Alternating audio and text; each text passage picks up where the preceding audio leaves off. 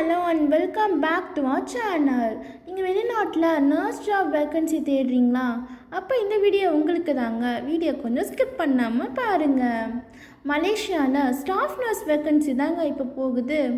என்னென்ன கேட்டகரின்னு பார்த்தீங்கன்னா ICU, cardiac care unit, coronary care unit, critical care unit, cath lab, operation theatre போன்ற கேட்டகரிக்கு தாங்க இப்போ வேக்கன்சி போகுது.